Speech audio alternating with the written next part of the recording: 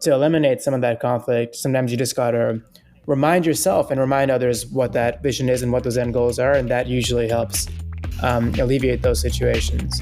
Hello and welcome to 100 Sum Game. I'm your host Adele, a recent economics and psychology grad with experience in finance and marketing, and I'm here to inspire you to unlock life's opportunities through tactful persuasion, no matter your industry or title.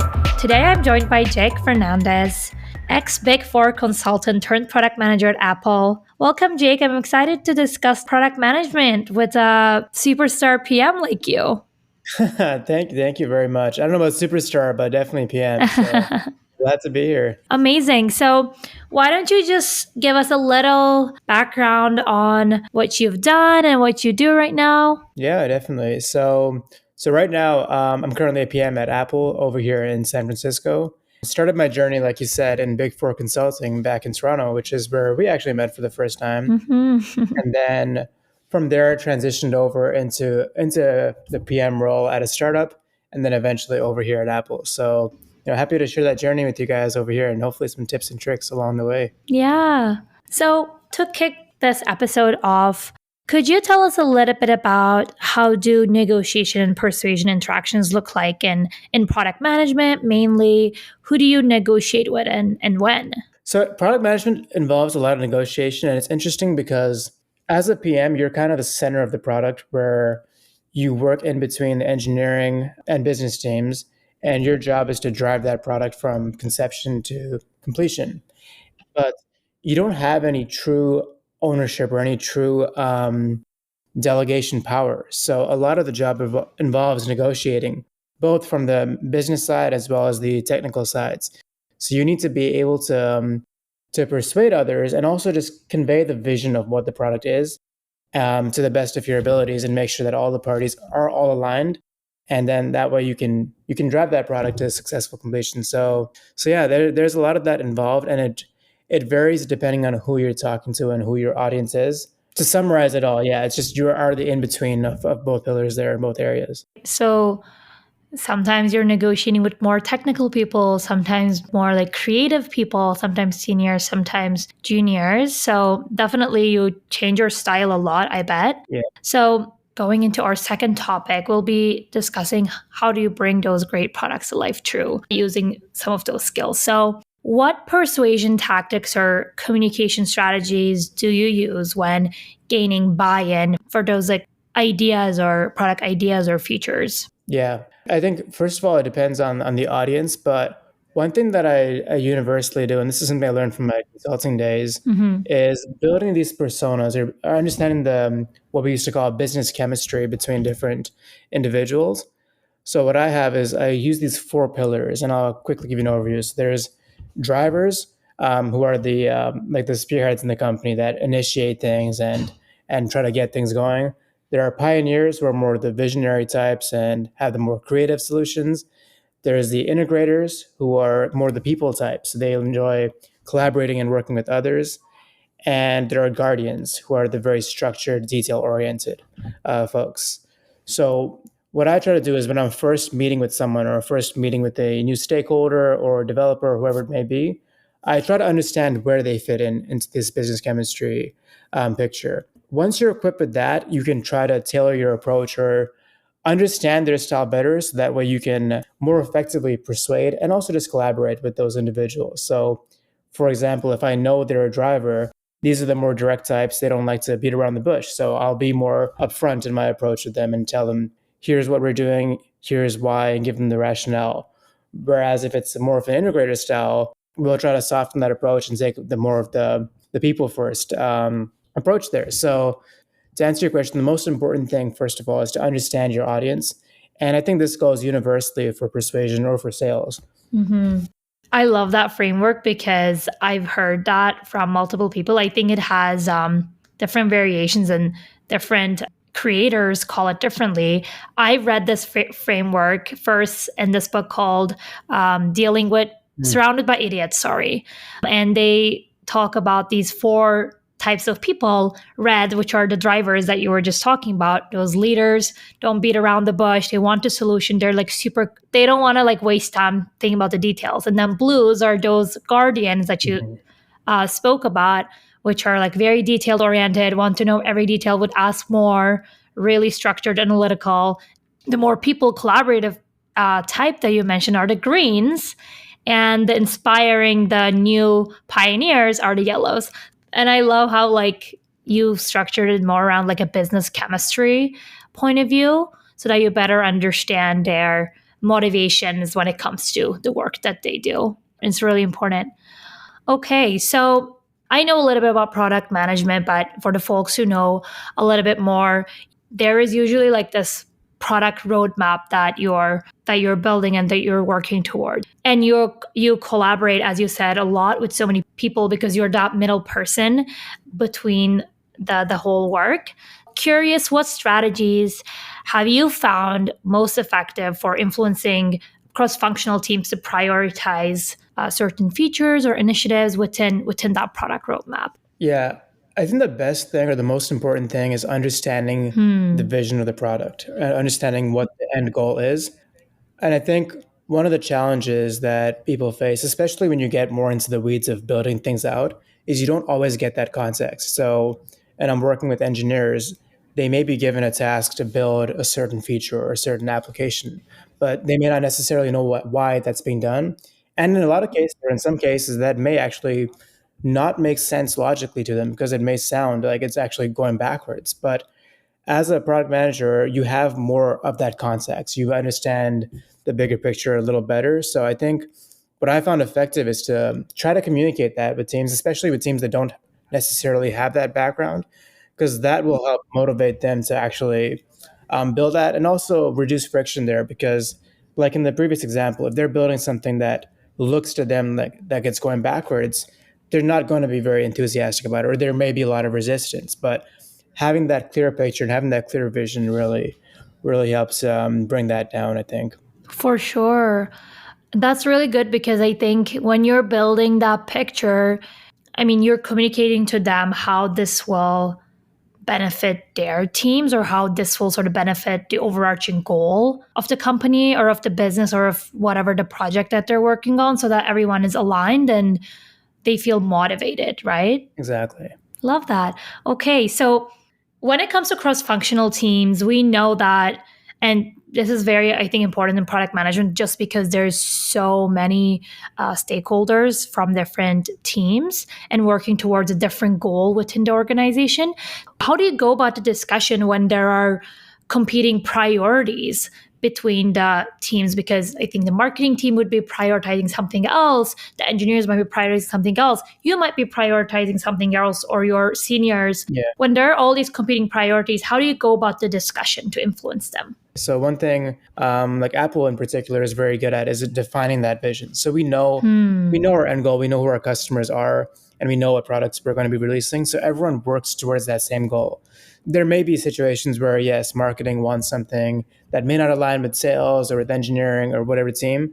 But at the end of the day, as long as everyone is on the same page about what the end goal is and what that vision is, that will really help drive things forward. And I think to eliminate some of that conflict, sometimes you just got to remind yourself and remind others what that vision is and what those end goals are. And that usually helps alleviate those situations. And there always may be trade-offs, right? Like some team may have to sacrifice their deadlines or their goals for the bigger picture in some cases, and then you may have to give a little in return for later on. But again, just going back to understanding what is the big picture, what is the end goal, and then making those trade-offs as necessary. I love two things about that. One is you are sort of thinking more about like, okay, I'll sacrifice this right now, but you are building that relationship to get something in the long run versus just like, Yeah, I want this and I want this, period. It's my way or the highway. exactly. I think it's really important. And we spoke about it in other episodes too, the importance of,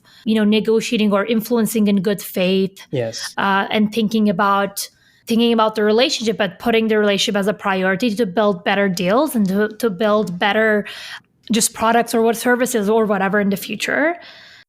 And other thing is, I love how at the end of the day, you go back to the brand identity of the company because Apple is known as a visionary company.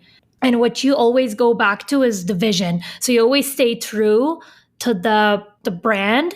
You always stay true to what the company is, and I think that just builds more value, right, in the market. That builds more value for the customers, for the shareholders, everyone.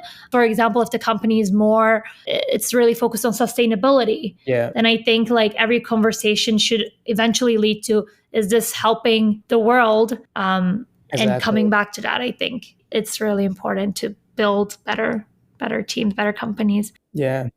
I will say though, like I know, so in the case of Apple, it's really easy to define that vision.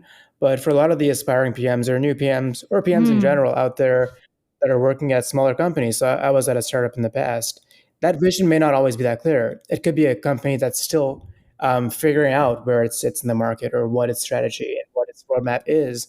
In those cases, it's a lot more ambiguous. So what I found there is it's most effective to really just talk to your customers. Like one thing we had in the past was we were building out a new feature for our previous clients in the construction finance industry. And we spent months, weeks to months brainstorming what we think is best and just building a roadmap, figuring out all the details, all the logistics. And then at the end of that, or one of the days, we ended up going to this convention where there were all of our potential clients all situated there, and I got a chance to start to speak to them. And in that session, I learned far more than I would have in all of our previous brainstorming sessions and what the real needs are. So then I started showing them our product. Okay, here's what we're thinking. And then they gave their feedback and said, no, here's what we actually need, and here's what it should look like. And just collecting that data was really really valuable and valuable. And I think taking those steps can really help you in a case where the vision is not as clear cut, or if you don't know where you should stand in the market. Just talking to who you think your customers are, or who your customers are, understanding their needs, understanding their pain points, and then working backwards from there can really help you clarify that vision. I love that build, and thanks for adding that. It's funny because I also do that for my podcast. Like I speak to a lot of the listeners and my audience to really understand, what it stands for, what they're finding valuable, etc. Other question I have is, you touched a little bit on it, but sometimes like the engineer teams, as I've heard from other people, that they sometimes find it challenging to like really influence them or really persuade them in whatever that you're doing as a PM, just because they work in very different ways, and they sometimes may think that you're not really understanding them because you're not an engineer, etc. So in those cases, I'm curious how you change your style when you're dealing with your engineers or with the technical teams at Apple. Yeah, no, it's true. It definitely can be a challenge. You almost have to learn how to speak multiple languages. Mm. I think the most important thing is really just building credibility, and this goes for any different team or people you may work with. So, like in the case of engineering, you may not necessarily need to know how to code, but you should have an understanding of what they're working on. And I think a lot of people, what they struggle with is figuring that out, or even making the attempt to figure that out. So you'll find with a lot of business or even strictly engineering folks, they're in their own domain, and everything else outside of that is just outside of it. They don't try to venture too deep into it, and that's where you get a lot of the like the miscommunication or misalignments.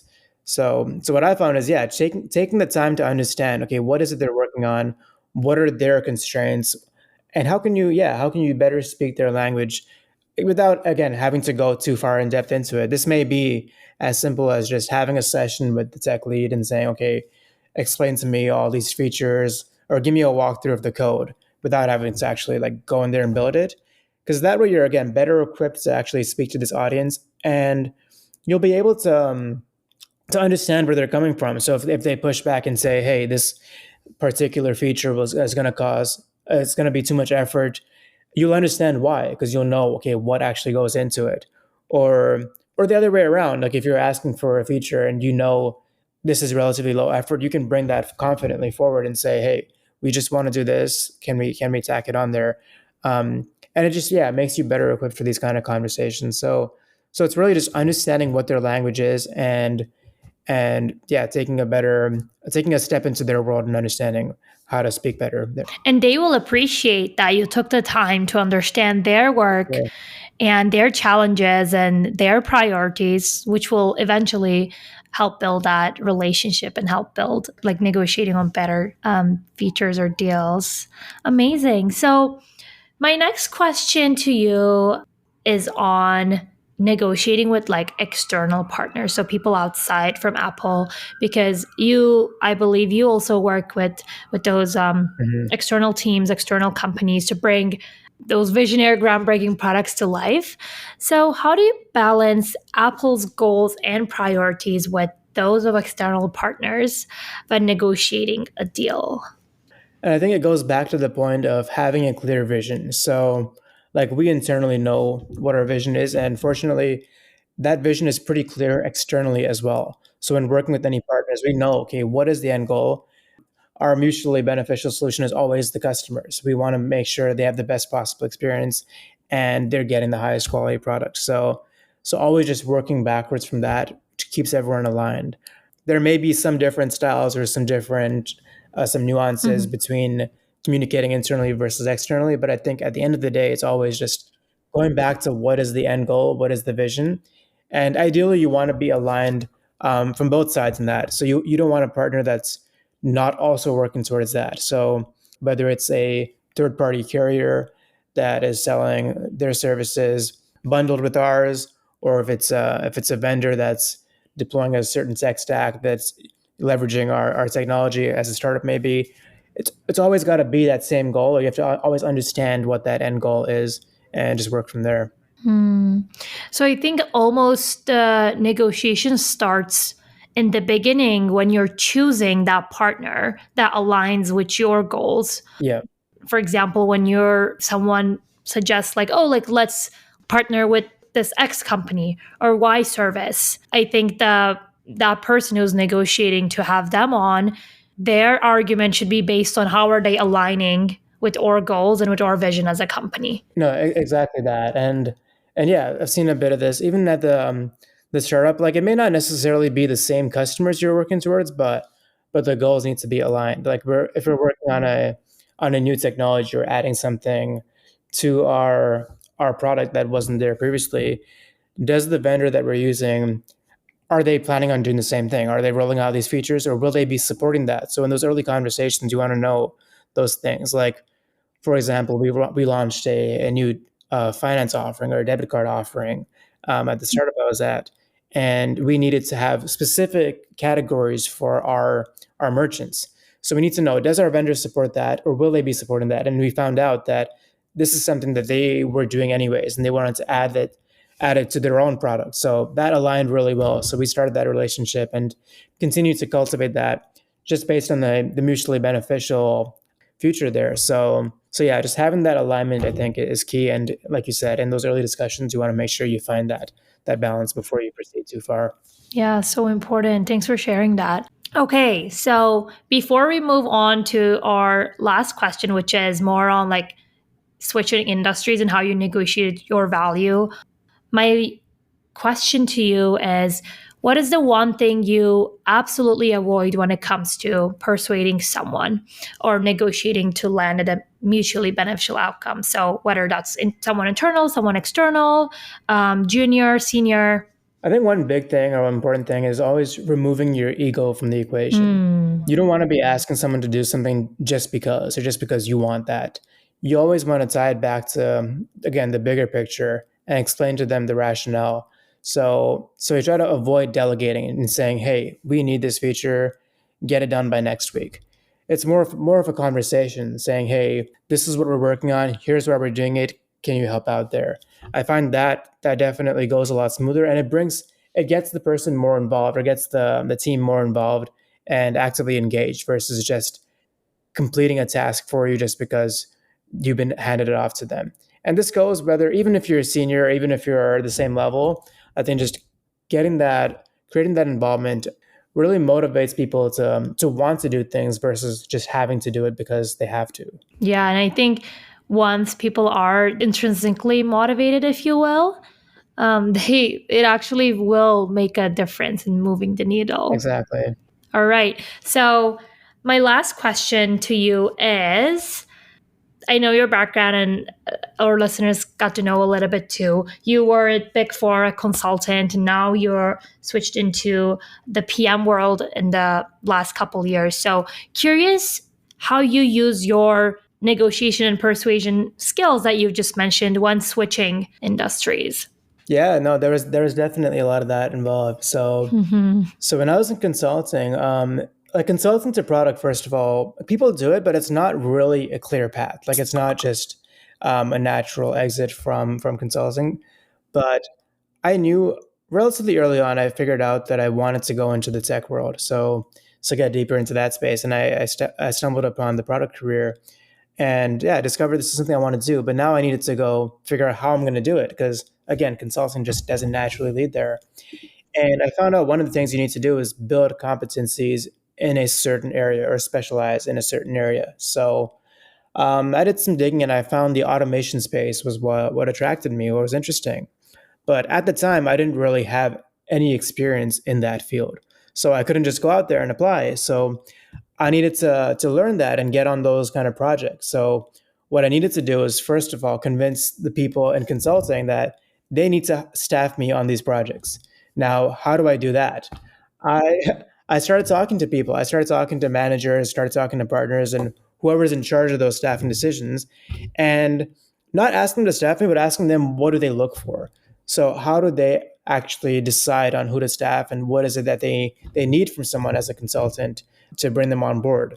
And what I commonly heard was just, first of all, the skills and competency, of course, or the willingness to learn. So I took that information back and said, okay, I'm going to start to do some courses, learn this subject area, and demonstrate that willingness. So did a bit of that, and then I started more conversations with the actual people in charge of these areas, and through demonstrating that, I was able to get on these projects and learn those skills and build that competency. So that was the first phase. Then I needed to get into the product space. And now I'm starting to look externally and saying, okay, I have these skills now. I have the background. Let's get out there and interview. So did exactly that. And I was able to land a position in the product world at the startup I was at, specializing around the automation area. So yeah, that was it really. But the key was first just understanding what is it that I need to demonstrate in order to get there, and then taking that information back and using that to persuade. So I wasn't just trying to convince people by saying, "Hey, I'm the best, and this is how you're going to be convinced to do it," or trying to do any manipulation. It was more just understanding, okay, what are your needs, and how do I fill those needs, and taking those steps to get there. Two things that are so true to who you are is one, you're always thinking about like the end goal, because when you were starting out, you're like, okay, I want to be in tech, I want to do this, and how do I get there? So every action you did really just laddered up to that big goal vision. Yeah. And you've mentioned that throughout the episode. And really, second thing is like you're obsessed with like your counterpart and what they really want. Like I've known you here and there, so I know that you're like really nice, Right. and that genuineness really comes across, and people pick up on that. You being nice, you being genuine, you being really interested in helping other people out, and that's my observation of why you were successful. Good to know. Yeah, appreciate that. Yeah, no, thanks for sharing all of that. And we arrived to the end of our episode. Thank you so much for tuning in. Thank you, Jake, for all of those insights. We spoke about the product management game and hope you all took away some great things that Jake has mentioned. Yeah, thank you very much, Adil. And yeah, hope everyone learned from this. It's been great. My name is Adil, and you have listened to an episode from 100 Sum Game. You like it here? Go ahead and subscribe to 100 Sum Game on your preferred platform. While you're at it, I'd love to hear about what you're thinking of this podcast, any episode requests, or further feedback. It'll help me make this podcast better for you. Thank you so much for tuning in, and I'll catch you in the next episode. Peace.